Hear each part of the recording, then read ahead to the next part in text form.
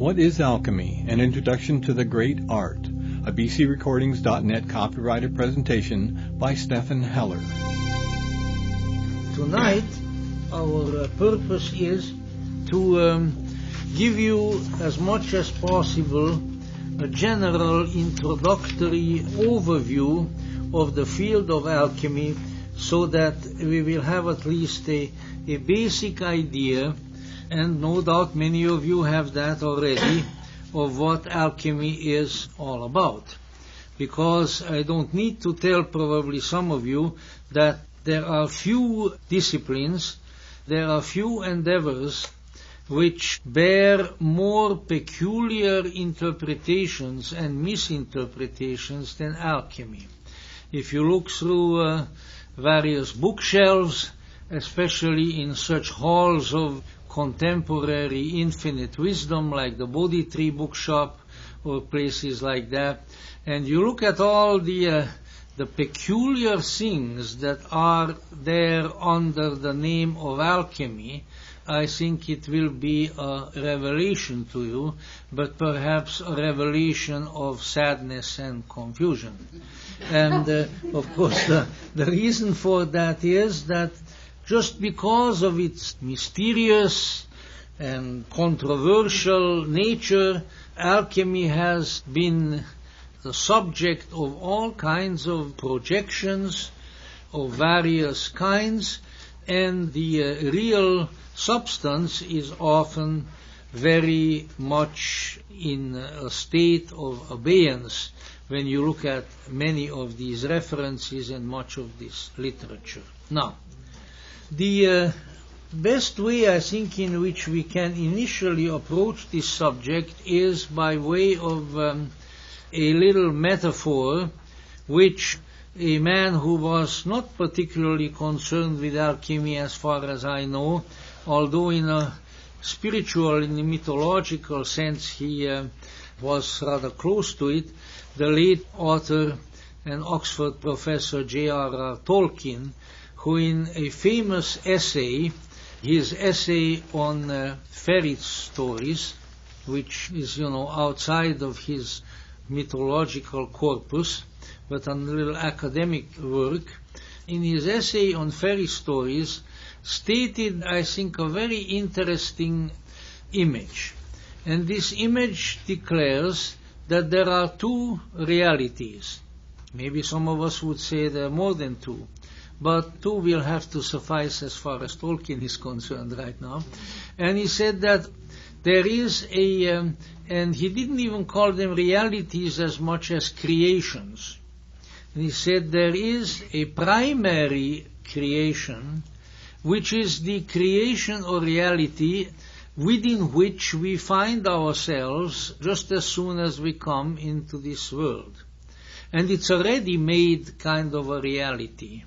I like to call it a prefabricated creation. It's all there, And this one, so Tolkien says and implies, we can't really do a great deal with just because it is sort of finished, And therefore, if we, let's say, want to really address ourselves to, those are not his words, of course, but to a creative creation, or if we want to address ourselves creatively to another reality, then we have to come up with what he called, or we have to find entry into the secondary creation. And he said, perhaps to the disappointment of some of you, that secondary creation is the creation of the imagination.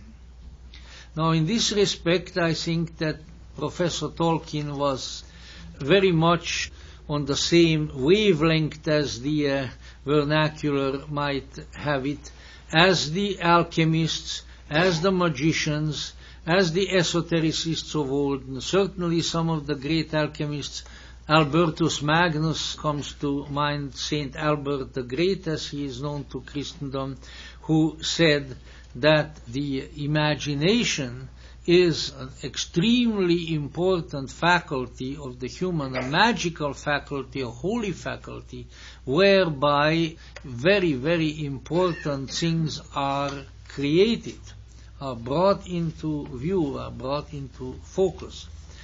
And so, whatever we want to call it, we need to keep in mind that there is something within us that, if activated, will open the doors to a creation, a reality that is different from the prefabricated one within which we find ourselves.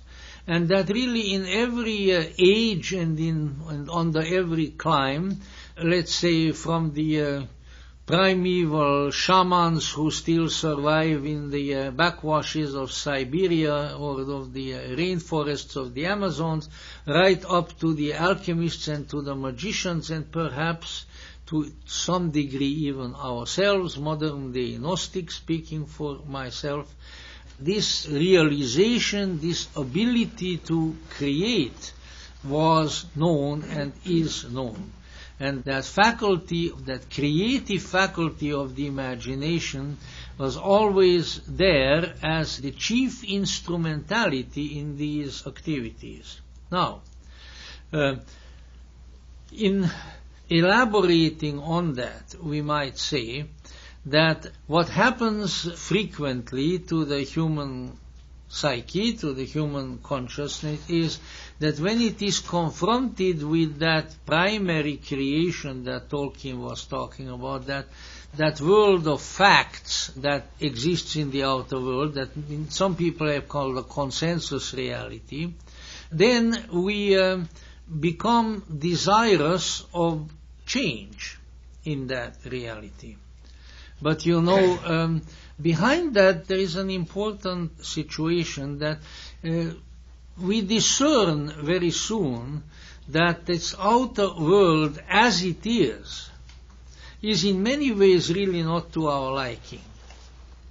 And usually for good reasons. So now we are looking for change. How can it change? How does it change? How might it change? And the Greeks said pantarei, everything moves, which is another way of putting everything changes. So we see that there are certain kinds of change that are going on without our intervention.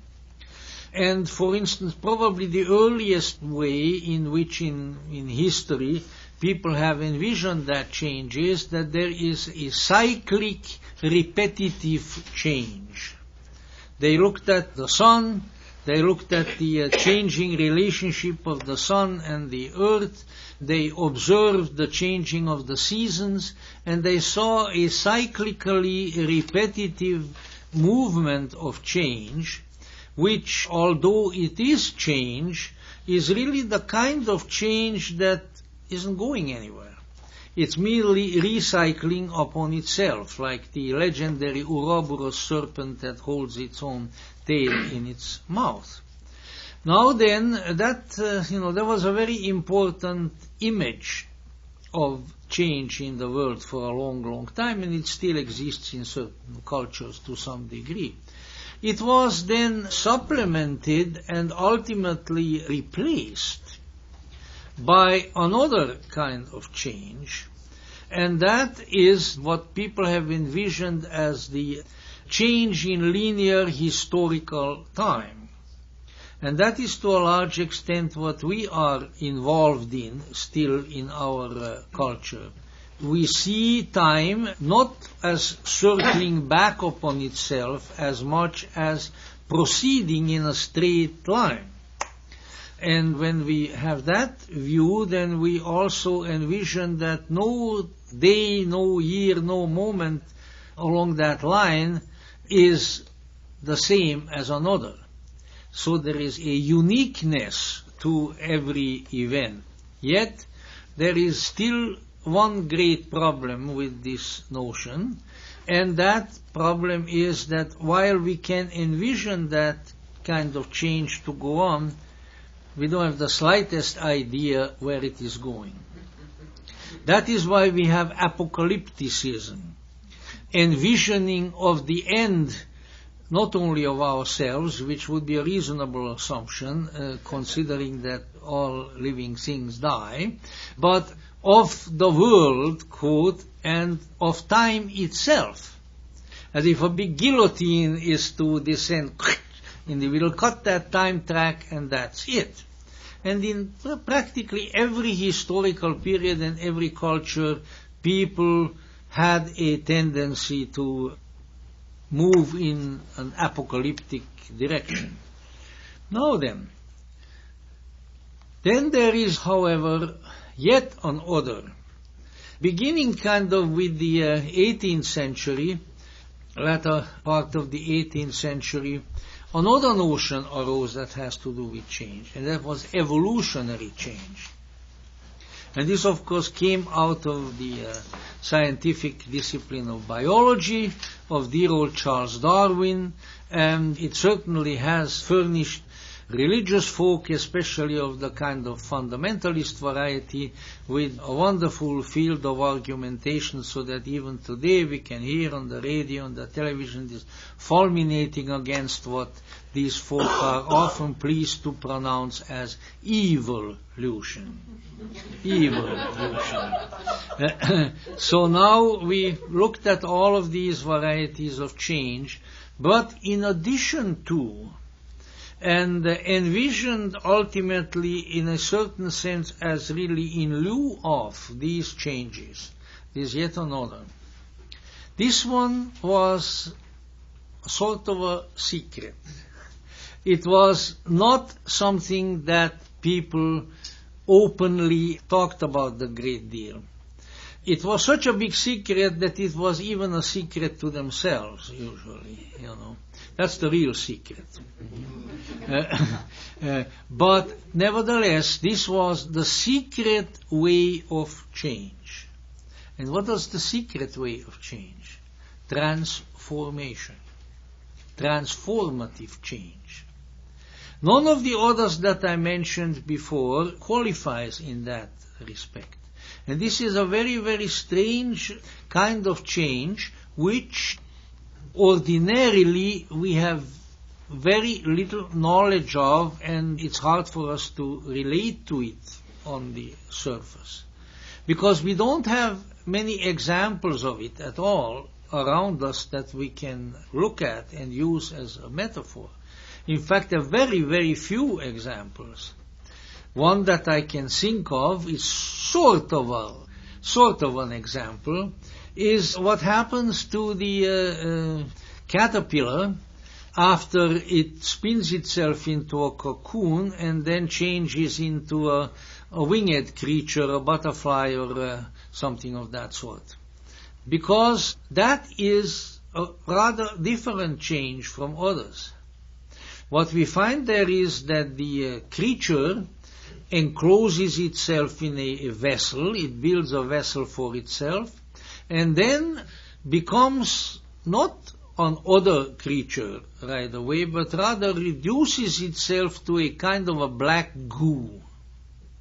A formless blob of substance. And then this formless blob of substance slowly reconstitutes itself, and eventually out comes the winged butterfly, which doesn't look at all like anything that was there before. It has been, as we say, transformed. All right. Now,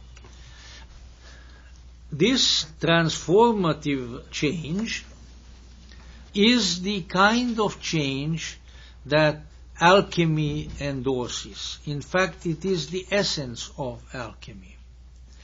And even with all the alchemical literature that came forth over a long, long period of time, and some of the very fine contemporary or nearly contemporary interpretations of alchemy, such as the one that Carl Jung brought forth, and we'll speak about that in greater detail later on, it is still very mysterious as to where and how this transformative change can be applied. and how does it work.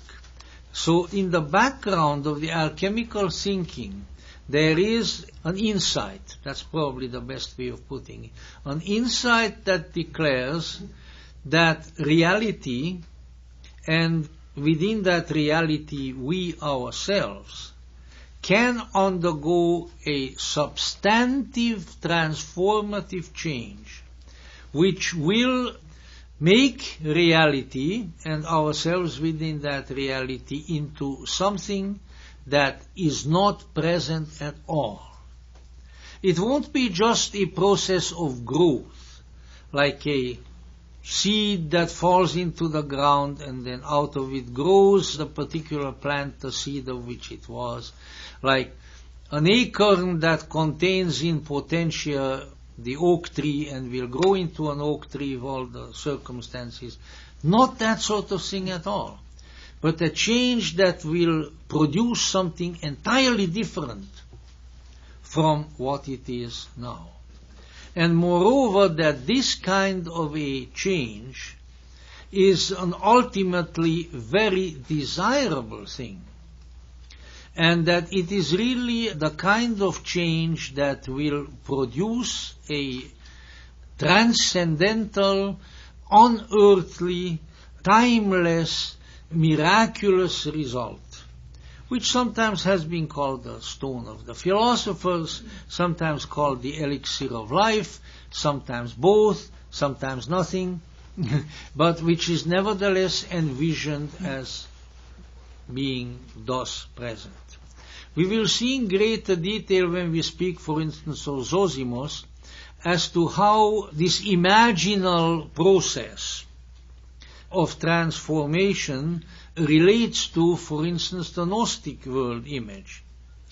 Because it is rather easy to see that if the desired end of life, as envisioned by the Gnostic, by the Hermeticist, let's say by the Neoplatonist, or for heaven's sake, for any real sorrow-going mystic anywhere, any time, is to come to pass, then certainly the human, at the psycho-spiritual level, has to change radically into something that it is not now. And when it does changes, then it will be in touch with something far greater than itself. That as long as we stay as we are, and you can attach various epithets to that. If you are psychologically inclined, you can say, well, as long as we stay unconscious. If you have a little more down-to-earth terminology, and you say, as long as we stay the same stupid clods that we are, and there are yet other expressions that you can use, we are not going to know. We are not going to know that which is truly worth knowing. And that which is truly worth knowing is, first of all, the deepest essence within ourselves, and secondly, a greater, that Tolkienian imaginal reality of which our deepest self is a part even now, and from whence assuredly it emerged into the twilight zone of the external world where we are now. So this is, let's say, in that sense, in terms of a greater teleological, as the technical term has it, which just means ultimate, I love to throw these things around because, after all, at one time I learned Greek, and these words are the only things that I still remember, So, but let's say this relates to the ultimate teleological destiny of the human, which, of course, by way of a kind of eternal loop, is connected to the remote transcendental origins of the human. And if we want to really get in touch with these, then there has to be a transformative change within us. Now, jumping a little bit now to the more objective level, nobody really knows where and how alchemy started. Nobody really knows. The Arabs wrote some beautiful treatises, including alchemical ones and all of that, and who, as you know, soon after the passing of their prophet, spread out in conquering fashion all over the Middle East, and then eventually into Spain and so forth. The Arabs were of the view that alchemy started in Egypt, for which reason they called it Al-Chem, which is sort of the Egyptian thing. Chem being that ancient name of Egypt, which in the old Egyptian language, out of which Coptic developed and so forth, means black, the black land, the black country, primarily because of the black mud that floods the fertile part of Egypt and did at that time as the result of the inundations of the river Nile. It was called the black country. Chem. And Al is the prefix. So the Egyptian thing, the Egyptian science. But at the same time, we also notice, and certainly the researchers have noticed, that allowing for certain differences, the differences really being more along the line of language and linguistic symbolism, we find alchemy in places that are very far from Egypt. They're not very likely to have gone to there from Egypt, such as in China, where there is an alchemical tradition which has, let's say, also essential and substantial transformation as its objective, but which instead of using the symbolism of physical and chemical substances like salt, sulfur, mercury, and antimony, and all those sorts of things that we have in Western alchemy, it uses the symbolism of the human body. But it aims at the same thing. You want a real sort of thumbnail, good exposition of it, then look up the book called The Secret of the Golden Flower by Richard Wilhelm and Carl Jung, and you will find it there. It will give you a real good idea what Chinese alchemy is all about. Then you come to India, and you also have alchemy. The Indian alchemy a little more concerned with physical substances, being a little bit more similar to the Western or perhaps originally Egyptian alchemy. I just know that there's one little story out of Indian alchemy that always sticks in my mind because it illustrates a good principle that, and this I've heard from people who lived in India for a long time, a good while ago, not very recently, but still, and they said that, even in the 1920s and 1930s, there were rural alchemists wandering around in India, going from village to village and promising the villagers that they would make gold or something else that they liked. I think they like gold best. It's a fairly common predilection. And it's out of these village alchemists that comes the story that the alchemist came and said, all right, people, if you pay me so much and everything, I'll show you how to do this.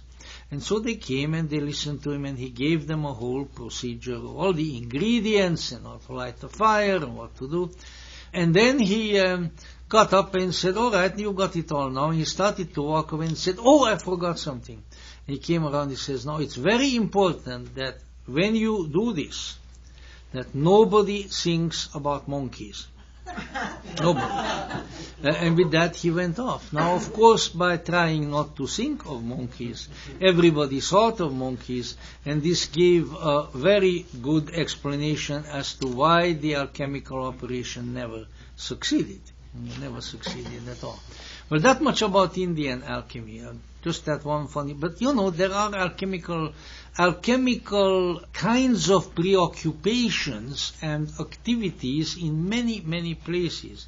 Mircea Eliade, the great religious and mythological scholar of the 20th century, probably the greatest, said that alchemy started with the blacksmiths. And now, of course, I don't think that too many of us have at the present time much of an opportunity to observe blacksmiths. But coming from a much less mechanized country, in my childhood, in our village where I lived in Hungary, we definitely had a blacksmith shop. And I can see what Mircea Eliade is talking about, because it was the most mysterious and kind of occult place in the whole town. First of all, you came close to it and everything was, as you might expect, black. What should it be in a blacksmith, But sort of, sooty black little house, and when you went in, there was a sooty black man in there who was the blacksmith, and a roaring fire with really mysterious sort of red and orange flames shooting up, and big bellows, which usually the blacksmith's unfortunate small children were chosen to work, the bellows blowing on these fires, and the fires roaring, and of course pieces of metal being inserted into that fire and changing into red hot, molten, soft metal. So you, as you will see in a few minutes, you're just going to see, the black phase, then the changes of the color of the metal in the fire is ultimately orange and red. Here is the red phase. Maybe the white phase has sort of gotten lost somewhere in between, but who worries about that? But then, of course, in order to re-solidify it again, to kind of bring this whole mysterious wild process back to earth, then, of course, the red-hot metal would be stuck into large containers of water. And then the water boils and throws up steam into the air, and then you have the metal. Also, when the metal can be shaped to various purposes, usually for horseshoes and things of that sort. So I can see the mystery, and the similarity. Now, in any event, now we need to kind of come down to, I don't know whether the blacksmiths had any brass tacks, but something of that sort. We have to come down to Western alchemy. But the reason I am not just engaging sort of in the storytelling art, which is a fine art and which I like a great deal, but I was trying to impress upon the image that what we are dealing with here is something that appeals to the imagination, that creates amazement, makes you truly wonder about something, change, transformation. Old piece of iron all of a sudden becomes orange and red colored and throws out sparks, and you can make something out of it, and you can cool it off again, and then it becomes useful at the earthly level. All of these things are important. Now, of course, if you are one of these people who is only interested in facts, like, old Dragnet of many years ago, just the facts, man, well, then you will not sympathize with what I'm trying to do. But I'm trying to indicate to you that we are dealing with something here that is an opener of the imagination, that is a way of entering the secondary creation that Tolkien spoke about in that particular essay. Now, so we don't really know where alchemy came from. I think we probably would be fairly safe in saying that alchemy came from the human soul. Wherever the human soul happened to be, eventually it came around to an alchemical or alchemical-like way of trying to accomplish transformation. Right? Now, by the time that we encounter alchemy, which is sort of primarily in the Middle Ages, of course it was around before, but not publicized a great deal, and at the time of the Renaissance, when the Hermetic arts had such a great flowering, largely as the result of the discovery of the Hermetic books, which were translated at that time. That's Renaissance period, magic, ceremonial magic, alchemy, and much of our alchemical literature, our alchemical imagery is from that period and then from then onward. Interestingly enough, alchemy persists, not perhaps exactly in the same way, or perhaps not having the same kind of public appeal and respectability, but it persists so that in the very midst of the Enlightenment, which of course was supposed to be really the birth of rationalism, the getting away from all kinds of superstition, and all that sort of thing, some of the greatest figures of the Enlightenment were, on the sly, or sometimes not so much on the sly, alchemists. Voltaire not only knew about alchemy, but he knew how to practice it. Johann Wolfgang von Goethe, the great German poet, the prince of poets and poet of princes, one of the chief figures really of the Enlightenment, was a practicing alchemist, never made any secret out of it, had an alchemical laboratory, and many, many others. So clear into the age of reason, clear into the era of the Enlightenment. Benjamin Franklin knew about alchemy. Well, of course, he was a man of very, very wide interests, and he may have even had some alchemical operations, because after all he did everything, he conjured the lightning and so on and so forth. So it was a long period that alchemy was there in the culture and was highly regarded. It was often referred to as the great art, often referred to as the natural philosophy, whereby it was meant the philosophers of nature, which, to explain further, is, let's say, the kind of wisdom that arises out of the observation of the transformation process by way of the elements of nature. That's what they meant by philosophers of nature. Not people who went out into nature, hiked around in the hills and then philosophized about it. No, that wasn't the story at all.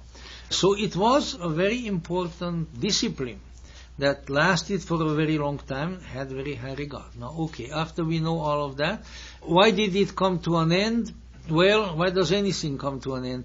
But it really came to an end when rationalism in the culture had reached a point where it wouldn't really recognize anything as real if it were not totally tangible and factual.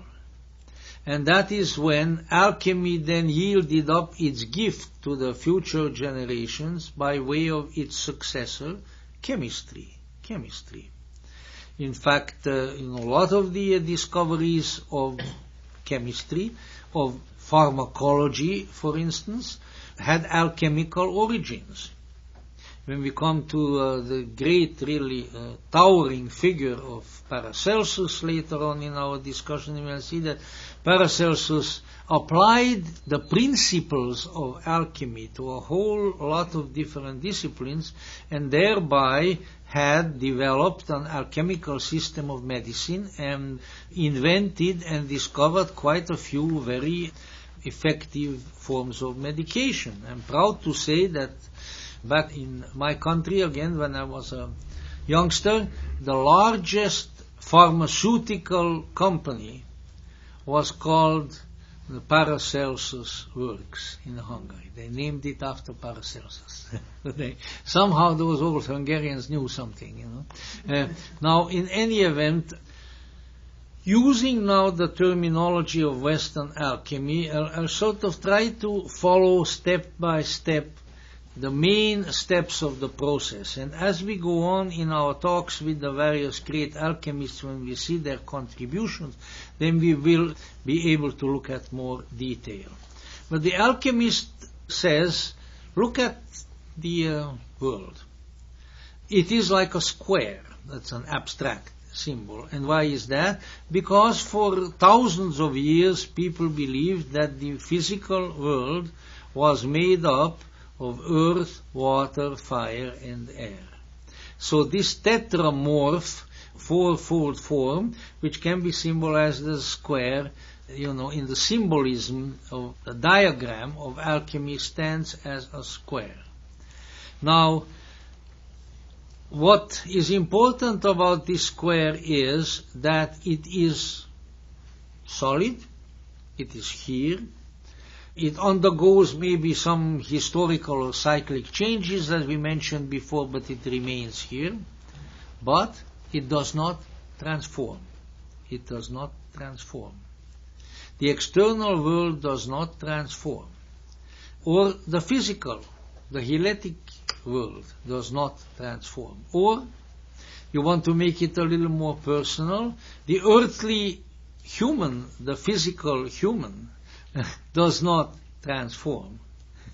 It sickens and dies. That's about what it does, So, what needs to be done? This solid square, and we even call, of course, that has other origins, Masonic symbolism or so forth, but we call a kind of a rigid individual who doesn't transform and doesn't change, and a square, it's a square. So there is this square. So the very first thing that has to happen, the square has got to go. Something has to be brought to bear on that physical situation that will break it up. And then the process can begin. You can apply these alchemical principles to many different things. Many different things. You can, and I'm certainly not going to go through them all. Carl Jung applied it primarily to psychology, and I think he's done a very good job, and in so doing he has also really rehabilitated alchemy and brought it back into public view of intelligent people where it really wasn't anymore.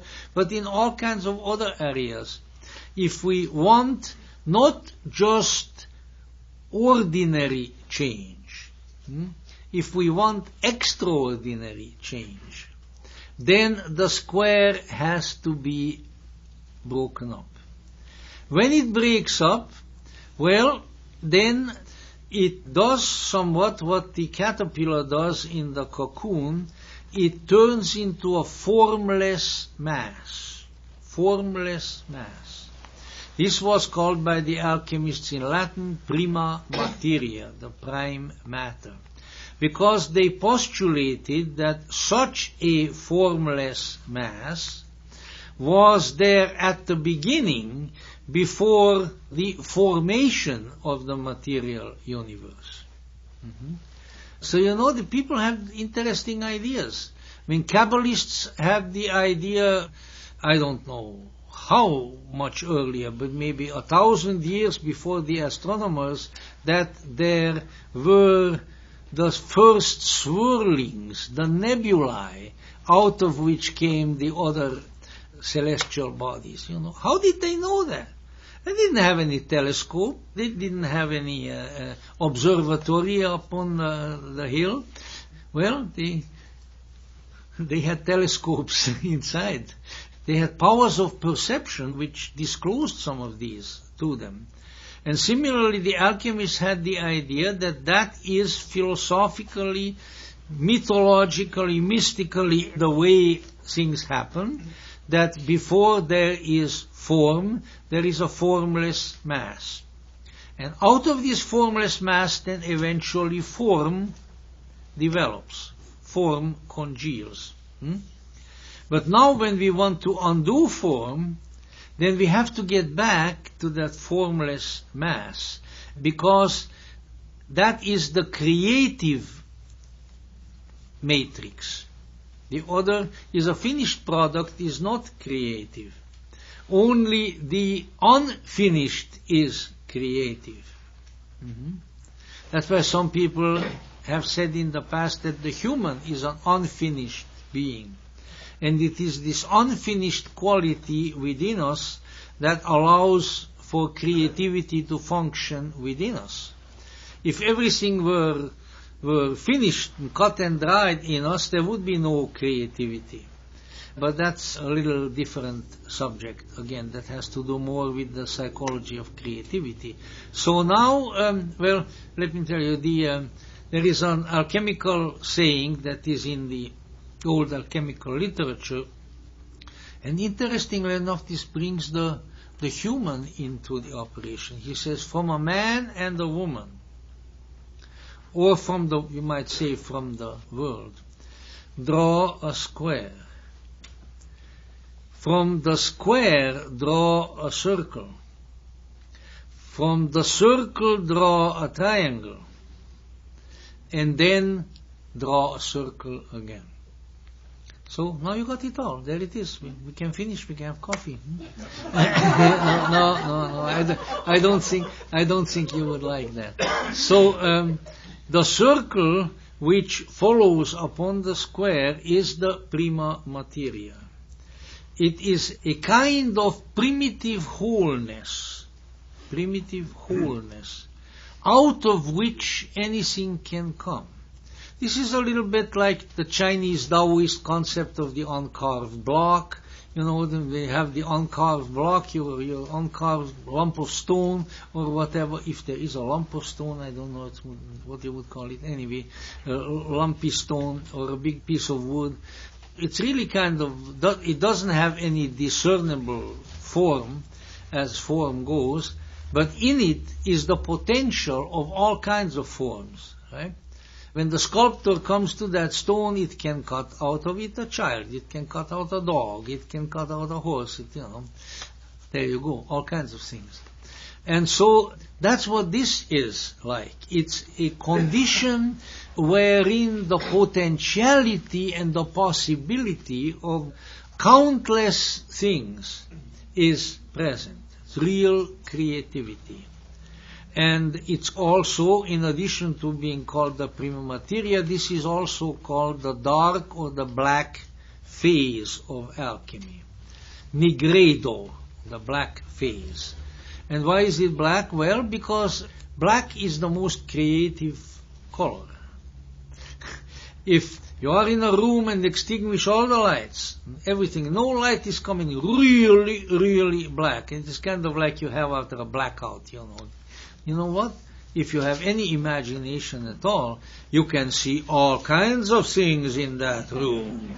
All kinds of things in that room. In fact, maybe you'll see too many strange things in that room. And why is that? Because the black is neutral. But as soon as the light gets into the situation, then you see something else. I had a friend at one time, very nice German guy, in fact, and he used to tell me that his mother back home in Bavaria always moved the furniture around. And so he would come home real late at night, usually after having imbibed goodly quantities of Bavarian beer or schnapps or whatever there was available, wanted to sneak into the house and sneak to his room, so mother wouldn't see him. But of course, meanwhile, his mother had rearranged the rooms completely so that he constantly bumped into everything. So you see, this is the creative trouble in the dark. In any event, the black phase, the nigredo, the dark, is that creative situation now out of which the process then develops. So the conclusion to be drawn from this is that in order to really start a creative process, things have to be reduced to that dark creative matrix. I leave it up to you to apply this in various ways. But let's say you really want to have some big creative idea about whatever, about life, about God, about the universe. It might be a good idea to first get away from the ideas that you already have. It doesn't mean that the ideas that you already have are necessarily false, but by the very virtue of the fact that they are there as fairly rigid structures to which you hang on, nothing new is going to happen. Nothing new is going to happen. This is, of course, a very Gnostic idea, because it says that belief is just belief. Belief is not knowing. Knowing comes when you put the belief aside. It says, okay, I'm not going to worry about this now. And then something new can enter the picture. So all of these things, but we've got to go on. Now, what is next? Out of that dark, and within that dark situation now, light begins to dawn a little bit, and two figures emerge, two potentialities, two powers. In fact, they sometimes are called the two powers. And they have all kinds of representations in alchemical symbolism, because alchemy is a symbol system. Very frequent symbol is that they are two beings, one masculine, one feminine, and they are often referred to as the king and the queen. And the king and the queen now emerge out of the dark and confront each other. And then slowly, very slowly, the process begins. Oh, I almost forgot. No, not the monkeys. Not to think about monkeys, but what really helps to make all this happen? Fire. So these things happen in a vessel, the alchemical retort, and in that retort the process takes place, changes. Underneath is a fire. This is referred to as the slow, steady flame of the alchemist.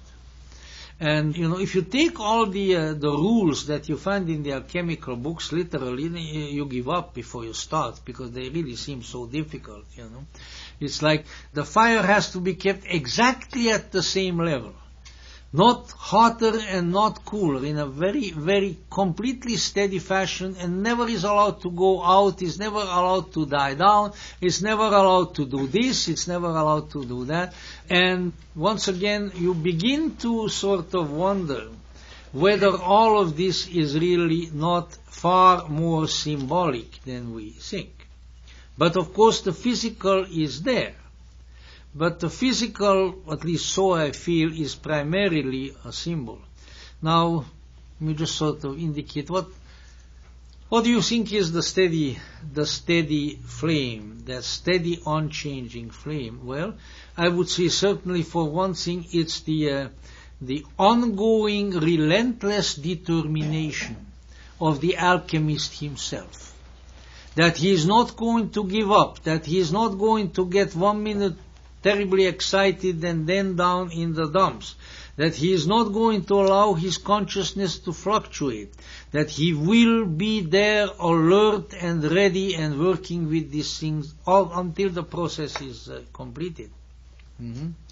How many of us can do that? But I think we should. We should, because there is, there is alchemy going on inside of us right now, and if we are not steady about it, you know what? Nothing's going to happen. Nothing's going to happen. We're going to die the same untransformed dumbbells that we have been throughout a good deal of our lives. That's about it. Which is probably as good a reason for reincarnation as any. But if you go out smart out of this world, I would say the reason to reincarnate may significantly diminish.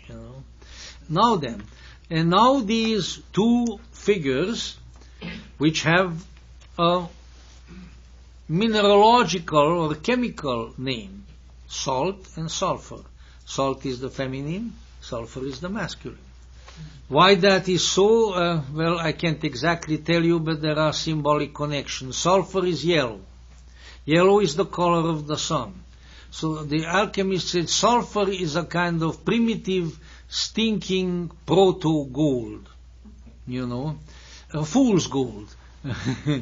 Sulfur doesn't smell very good, if that has bypassed you.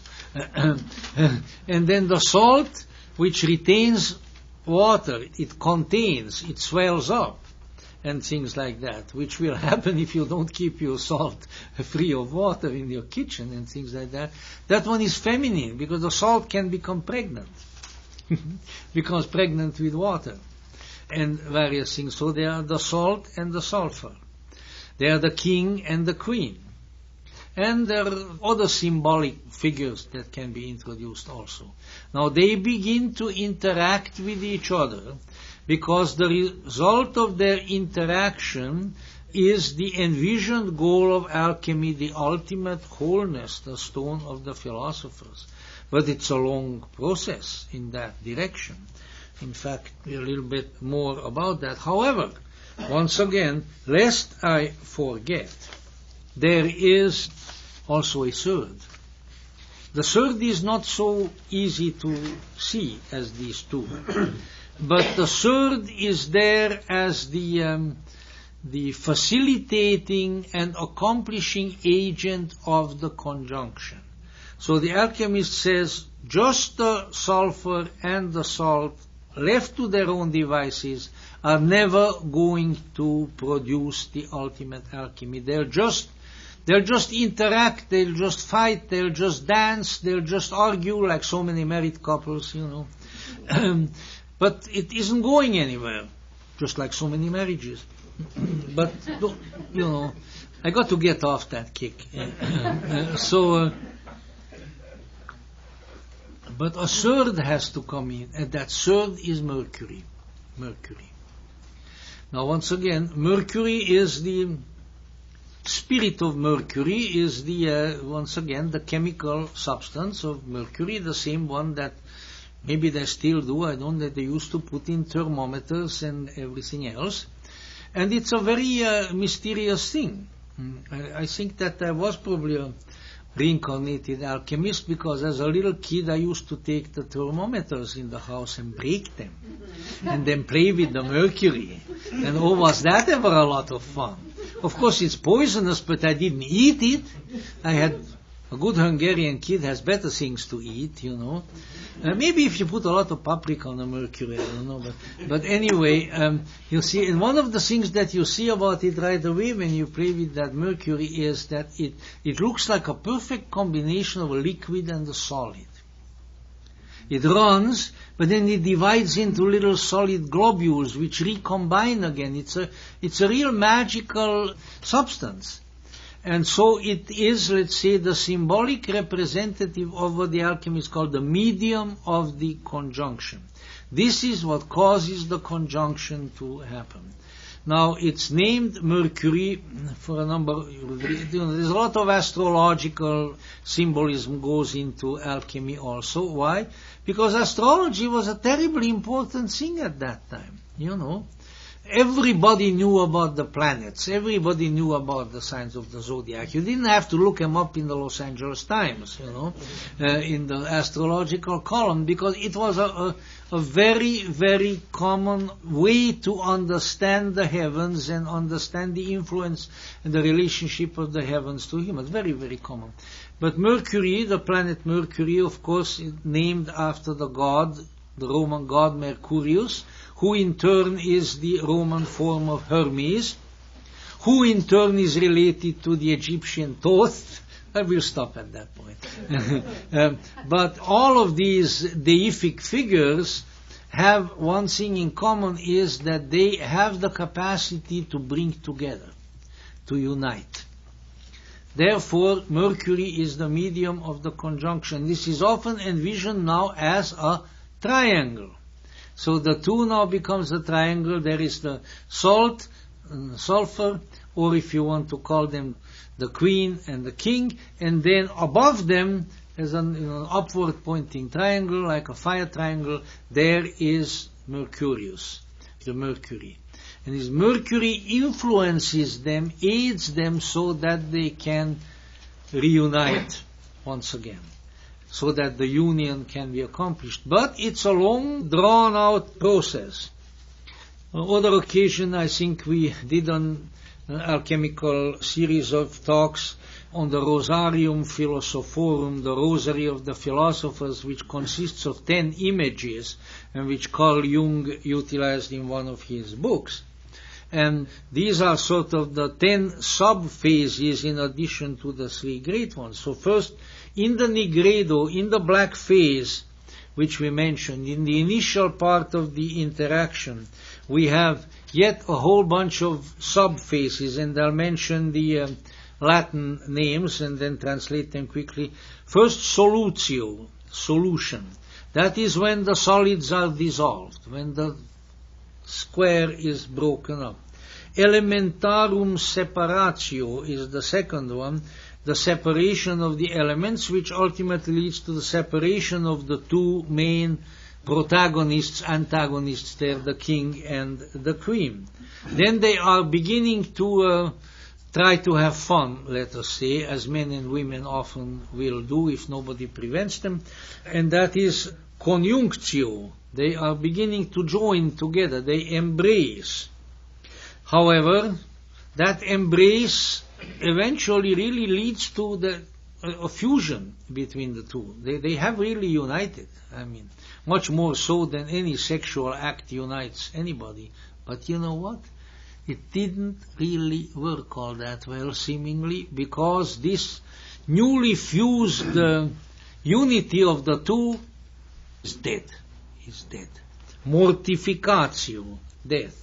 Following up on mortificatio, as it often is with human bodies, putrefactio, putrefaction. So it's begin to dissolve. Oh well. Now the good alchemist, of course, knows that these are phases of the process, and that the process has to go through these. There is no need to get excited. There is no need to get depressed. There is definitely no need to abandon the project, but keep on with the fire, and it will work. And so now, at this point of the putrefaction and coagulation, these are all the ones that are mentioned, are all phases of the nigredo. They are all within the first grade division. But now things begin to change. Something ascends from the dying and putrefying body. Something ascends, the ascent of the soul. This is referred to as sublimatio, becoming more sublime. The soul rises up. And with that we have entered now what is called the white phase, or albedo, which really means that the darkness in the retort is now receding, more and more light is coming in, and the black is changing into sort of gray and white. So the light is coming. And upon this rising, there follows a washing, ablutio, of the seeming dead corpse. After that washing has occurred, boom, life, soul comes back into it, animatio. And with that, then the white phase is completed. And what happens after that? Now, the last step is ready to be taken. After the black phase, after the white phase, now a big light, sort of like the orange and red light of the molten metal in the blacksmith shop, the red phase. Sometimes in some very early alchemical treatises there is a yellow phase, citrinitas as well, which is between the white and the red, but it's really a sort of early phase of the red. And in that red phase, in sort of the red heat of the alchemical union, the true and abiding union of the two opposites occurs now, and the result of that is a miracle. The philosopher's stone, the elixir of life, the alchemical process thus has come to its conclusion. So those are the phases, those are the process. Black phase, white phase, red phase. And usually the three are the ones that are mentioned. Now, you're probably beginning to wonder by now as to, well, okay, so when in the heck did they start producing their gold? You know, because this is what is in everybody's mind, that alchemy is about the making of gold. And of course that's not entirely untrue, because the alchemical symbolism states that when the final result of the alchemical process of transformation has been achieved. When the stone of the philosophers is there, this mysterious object, it's not always represented as a stone. In the rosary of the philosophers, it is represented as an androgynous, miraculous being, the great empress, as she is called, because the empress is higher than the king and the queen in the medieval order. So there are various symbols for it. But, well, let's say the object of the activity, when that comes to pass, this is such a miraculous result that with it and with its presence anything is possible. Okay? And if anything is possible, well, then base metals like lead and things like that can be changed into gold. And that's part of the alchemical story. So the alchemists, who were, for the most part, pretty smart people, and who had a somewhat similar attitude to, let's say, modern academics in our universities, they would go up to a king or a queen or a prince or a duke or a bishop or a pope, and they would say, if you subsidize us, see, if you build an alchemical laboratory for us, and the retort and everything, or you finance all of that, and you'll keep us in money until we can really do this, and we can't promise you how soon that will be. If you do all that for us, when we finally get it done, we will be able to change lead and iron and things like that into gold for you. But you have to subsidize us first. So this is kind of like nowadays a government grant. You know, you go to the government and say, look, if you give us money, eventually we'll produce something that you can use. And the government usually says no, because our governments or any governments are in the business of taking money from people, not giving it to them. And so to reverse that process is very, very difficult. In any event, there is the issue of making gold. There are stories, there are reports and legends that some alchemists did produce gold and that then they gave it to their patrons. It's difficult to tell. Also difficult to tell what fraud might be involved, all kinds of things. Some people claim that with certain modern processes even, that gold can be made, but that it's so much trouble, takes so long, and so little gold is produced that it's really not worth it, you know. So you might as well, I don't know, hold up the jeweler store and avail yourself of your gold needs in that fashion. But obviously we are dealing here with a symbol system. Obviously we are dealing with a symbol system. And the symbol system declares that once that transformation has really occurred, really proceeded, then the transformed person, being, whatever you want to call it, becomes a miraculous creature. And there is no telling what it will do. There are all kinds of magical powers that are outlined in some of the alchemical books about what the philosopher's stone does. It heals the sick. It makes the sad happy. It, does everything under the sun. It's a miraculous object. But I think the symbolism indicates that when the transformation is complete, then really the sky is the limit, in a sense, as to what you can do.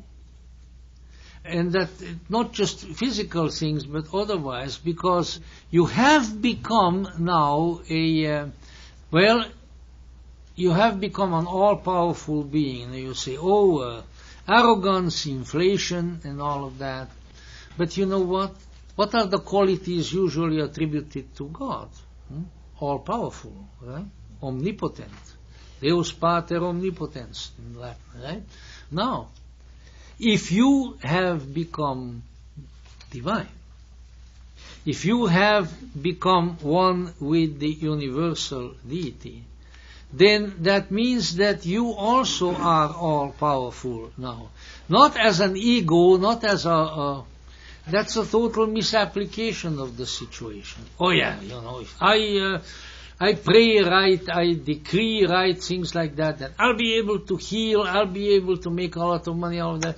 Maybe you will, maybe you won't, but this is certainly not about that.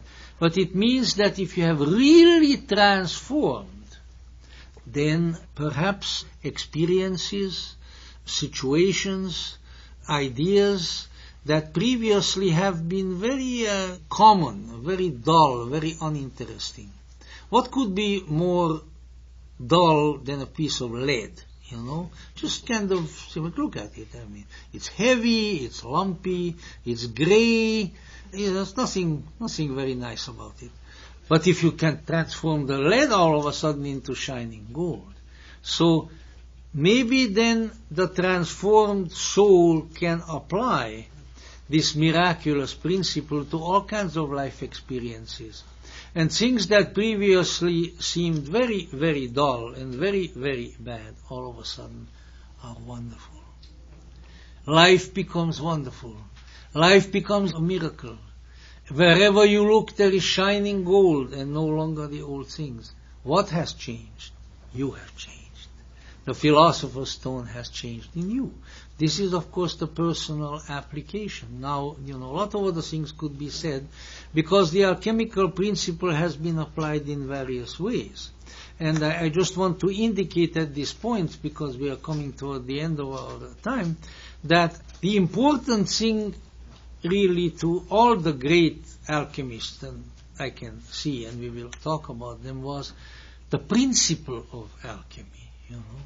They felt that there was a principle here, there was a process described here that is extremely, extremely important and tremendously valuable. Not a gold. That's a flapdoodle. That's a byproduct. It's just like we have all kinds of spin-off from the space shot, or going to the moon or things like that. It's nice to have the spin-offs, but the important thing was getting there to the moon, getting to the moon for heaven's sakes, And that's the way they looked at this, that there is a principle here of substantial change which has tremendous implications. So with all my great respect for Carl Jung and for instance, the psychological application of the alchemical principle, which I think is very, very fine and very, very important, we need to keep in mind that the old alchemists saw, in addition to the transformation of the individual alchemist himself, which they saw. One of the very famous alchemists, I think it was Michael Meyer, or another one who said, "Be ye therefore living philosopher's stones," indicating that the alchemist himself has to change and has become the great transformer.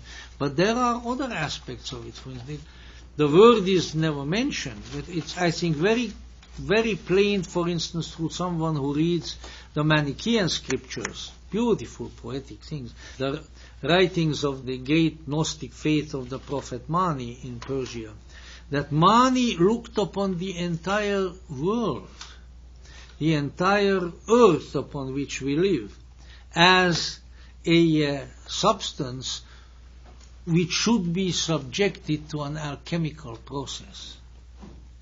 And that the Manichaean perfecti, the Manichaean wise men, the ones in the white robes, would, by way of their meditations and by way of their prayers and their rituals, extract the light from the world.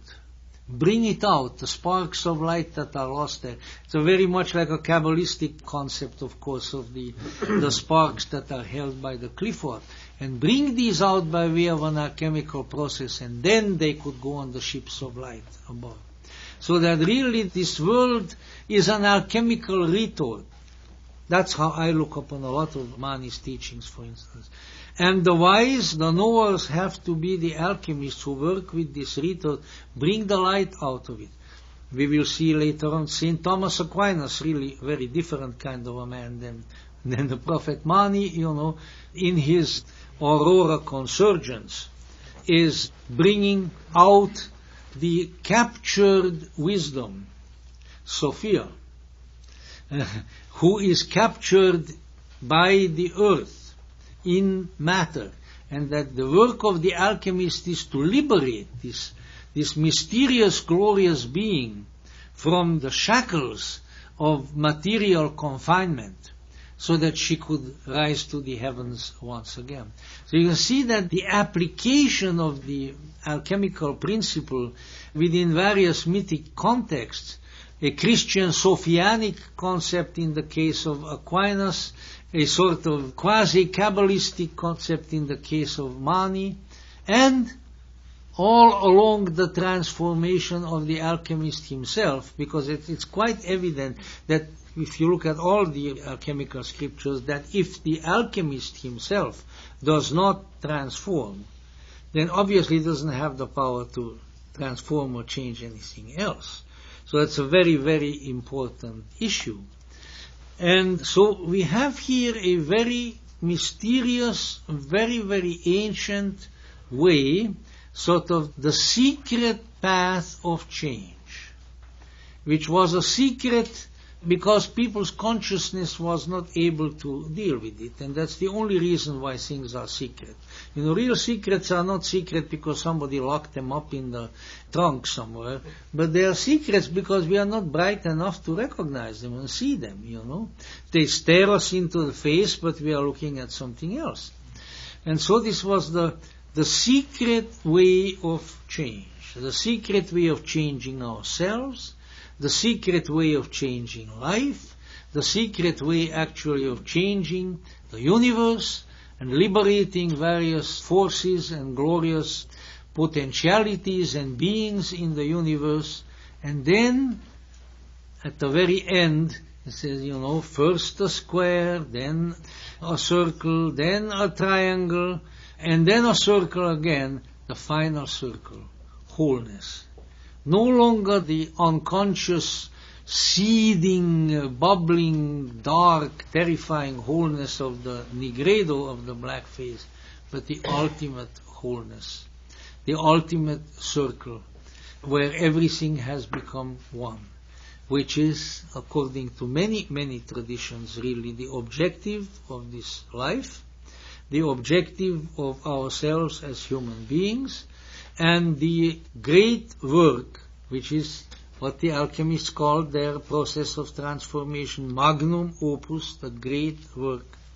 The great work that we maybe unknowingly, maybe sometimes reluctantly, maybe sometimes even obstreperously, but still we have come here to do that great work. If we become aware, we become conscious of these principles, then perhaps, we might even accomplish that great work. We might actually do it. Let's hope so. Thank you very much. Copyright MMB-III by BC Recordings. Catalog number 301500. For more information about available lecture titles and for many other resources, visit gnosis.org. That's gnosis.org.